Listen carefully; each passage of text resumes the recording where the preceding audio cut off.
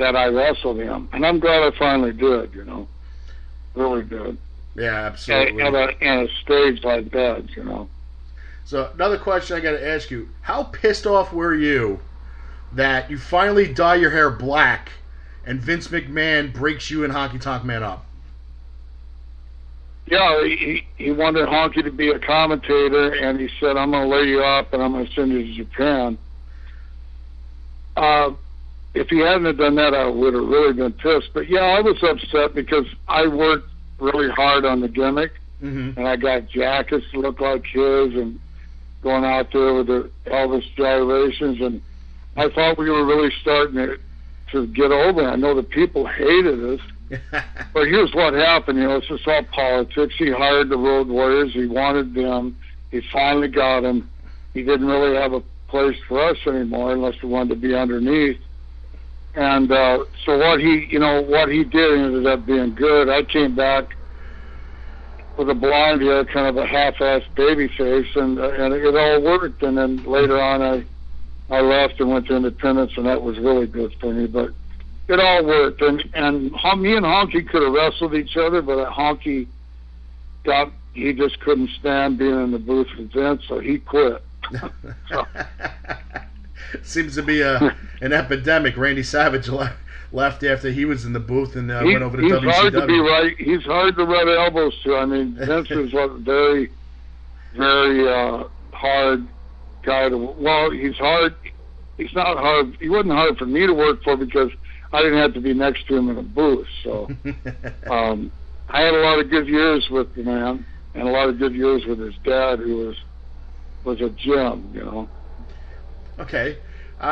Tell us a little bit. I think it was Nick Kinsella. He's writing a book about your dad titled Ribs and Road Stories. Tell us a little bit about that. Yeah, that's ready to come out. I was waiting all this time to get high-definition pictures to put in a book. I finally got it from Stu Stacks out of Pro Wrestling Illustrated. All those guys that used to put inside all the magazines you saw in the 60s and 70s and stuff. And he was kind enough to let some really nice shots of my dad, plus me. I'll be doing a book too, but I wanted to get this book out. I'm going to add a few stories that my dad didn't have in there and do a nice forward for him. He's really the author. I don't know what, maybe I'm a co-author, 10% author of it, but it's going to be really, really good, really different. People have never really, I haven't seen a book out there about practical jokes that wrestlers played on wrestlers, but he was the all-time king of ribs. Okay. And I'm glad they changed the name of Ribs and Road Stories, because it was just called Johnny Valentine Ribs, and everybody's going to think it was a restaurant, I'll be honest with you. I when I first read the title, I was like, he must be a fan of ribs, and he gets wherever he goes on the road. Yeah, because people, that was a wrestling term, really.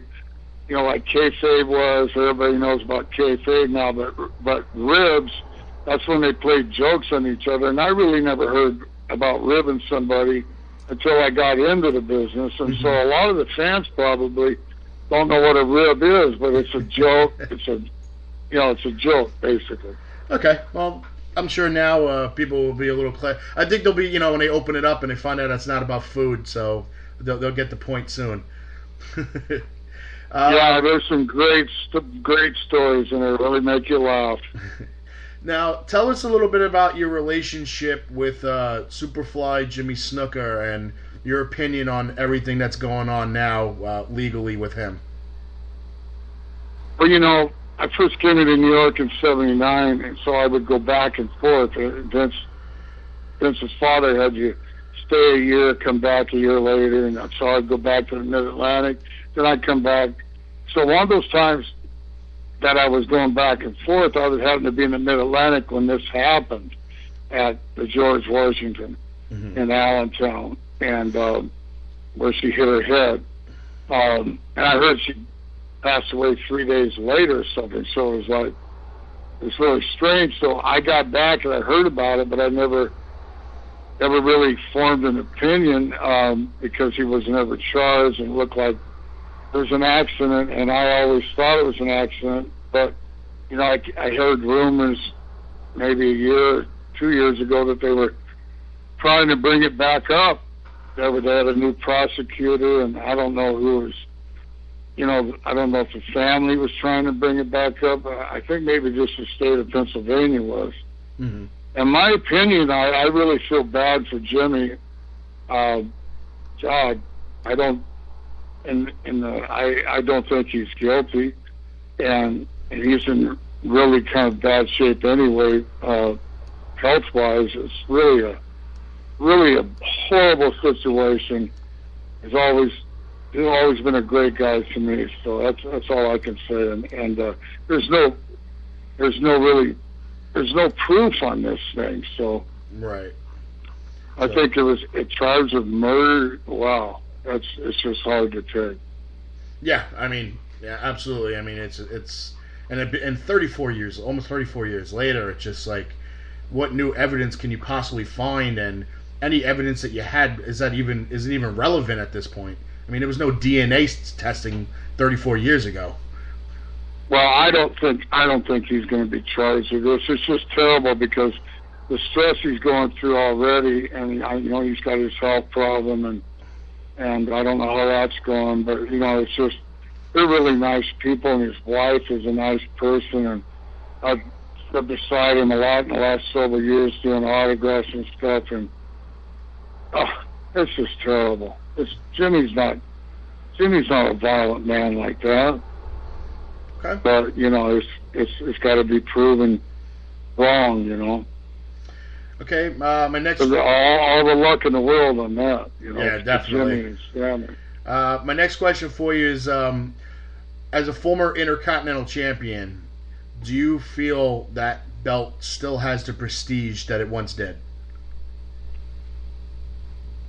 Well, lately I've seen him having better guys wear it, and they talk about it more often. But I don't watch the show that much. But I don't think. No, me and Tito made that thing in Morocco before us. Of course, Pat Patterson was the first one to have it. If you want to go all the way back to DiBiase, was called the North American, but then they Patterson, and then it was Morocco. Morales had it. All really good wrestlers had this, and then me and Tito really made it mean something, and then Tito dropped it to, I don't know, was it Randy Savage or something? Yeah, he dropped it to Savage. First. Yeah. Yeah, and Savage dropped to Steamboat, so there was a lot of good attention on it. So, no, it doesn't mean, the U.S. belt doesn't mean anything. The Intercontinental belt doesn't mean anything compared to what it used to mean. Right. But I've noticed that they're, you know, instead of pushing all these crazy angles and stuff like that, we push championships, and we're really, who's the champion, who made the most money, and it was really about the belts, and we really emphasized it on the belts. So it made the fans think about the belts. I really don't know what they think about now, you know. Right. Now, sticking with that theme, was the Honky Tonk Man the greatest Intercontinental Champion of all time? Well, what do you think? No, I personally think, and no offense to you, I'm a huge Randy Savage fan. I you know, I'm a little biased, but you know the way Honky Tonk Man is. He'll stand at a convention and still calls himself the greatest of all time. Well, I had to wrestle. I had dog fights with Tito Santana, so I think I would actually be included in the top two for that belt. But he stole that interview from me, or Jimmy Hart did, or something. When I was in the Mid-Atlantic, I used to say I'm the greatest United States champion of all time. And I kept saying that. So somewhere down the line, someone heard it, stole it from me. I didn't bother bringing it to the WWF because I wanted to say something different. And but absolutely not. He wasn't the best. He was up there. Honky, I will say this for him, he drew a lot of money. Yeah, and he was the longest reigning still to this day. That he could have been, you know. I think I know I had it close to a year. He